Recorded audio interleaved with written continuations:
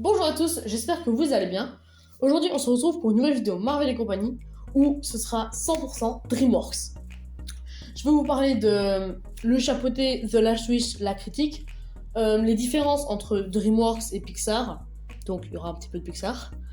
On va revoir le film Fourmis de 1998 et je ne sais pas si vous avez vu, mais Les Trolls 3, la bande-annonce est sortie, c'est pour cette année. Donc ça, j'en parlerai en fin de vidéo. Vous dire mon avis sur la bande-annonce. Voilà, bon, je vais commencer avec les différences entre DreamWorks et Pixar. C'est parti.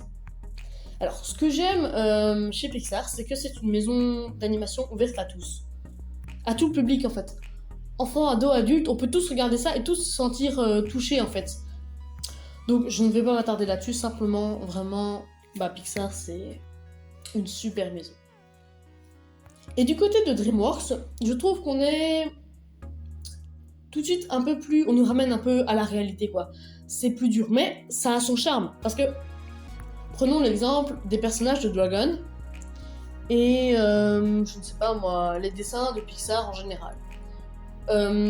Les personnages de Dragon, ils ont vraiment... C'est assez réaliste. En fait, c'est vraiment très réaliste à nous. En fait, ça nous ressemble beaucoup. Mais c'est plus dur. Pixar, on est vraiment coloré et tout. Là, en même temps, on est chez les Vikings, mais c'est vraiment très... Ça nous ramène à la réalité, en fait. C'est vraiment... Je dirais que c'est un peu plus réaliste, DreamWorks. Puis pareil, je ne dis pas, regardez un peu les méchants. Ils sont fort impressionnants.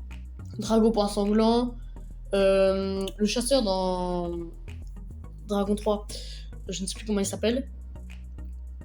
La mort dans le chapeauté. Regardez aussi le portrait de Jack et Jill, quoi, par exemple. On est vraiment dans un côté plus dur qui nous ramène à la réalité. Mais ça a son charme. Et donc, voilà.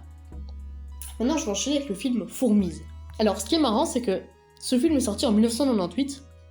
Mais de l'autre côté, chez Pixar, qu'est-ce qui se préparait en 1998 ? Mille et une pattes. Tiens, 2 films sur les insectes, mais il y a plagiat direct. Eh ben, pas tellement. Peut-être qu'à mon avis, une des deux a dû être au courant qu'ils étaient en train de faire un film sur les fourmis qui sont nus, on va s'inspirer. Probablement. Mais là, les 2 films sont complètement différents. Mille et une pattes, on tombe vraiment dans un truc hyper détendant. C'est cool, c'est marrant, enfin ouais, c'est super ambiance quoi. Bon, moi, je sais pas, mais mon moment préféré du film, c'est quand les sauterelles arrivent, qui se carapatent tous là, ouah, ce moment m'avait marqué. Quand je l'ai vu quand j'étais petit, enfin vraiment, ce moment m'a marqué. Et puis, du côté de DreamWorks, ouah, là, c'était... Là, ça nous ramène à la réalité de fou. On a 2 classes dans ces fourmis. Classe ouvrière et la classe des riches, plus ou moins, je me rappelle. Et que l'histoire, c'est que Z est amoureux d'une fille, mais elle est dans... Lui, Z, il est ouvrier et l'autre est riche, entre guillemets. Donc là, on tombe vraiment dans un truc classe sociale. Et puis, encore, les dessins étaient beaucoup plus durs. C'était pas... Enfin, c'était vraiment très réaliste, quoi. Et puis, il y avait vraiment... Le film, c'est pas que je l'ai pas aimé, mais... Ouais, c'était... Fallait aimer, parce que c'était très hard, quand même, j'ai trouvé. Mais au final, les 2 films ne se ressemblent en aucun cas. Si, seul point commun, il y a des fourmis. Mais... Ouais, c'est vraiment fou parce qu'ils sont sortis la même année, mais les 2 films sont complètement différents. Dans Mille et une pattes, on arrive à un truc vraiment détendant, et DreamWorks, c'est très... comme j'ai dit, ça nous ramène à la réalité. Voilà, je vais donc enchaîner avec la critique du chapeauté, The Last Wish. Chapeauté, j'ai été le voir le dernier jour. J'ai une connaissance qui a été voir, qui m'a dit « Waouh, c'est trop bien !» Et puis le dernier jour, j'ai foncé au cinéma. Quel bonheur. Mais quelle bonne idée d'avoir mis la mort comme antagoniste. Ça fait tellement réfléchir. C'est... La mort, ça, waouh, mais qu'est-ce que c'est une bonne idée.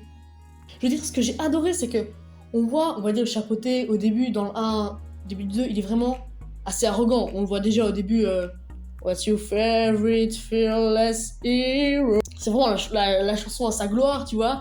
Il se la pète vraiment.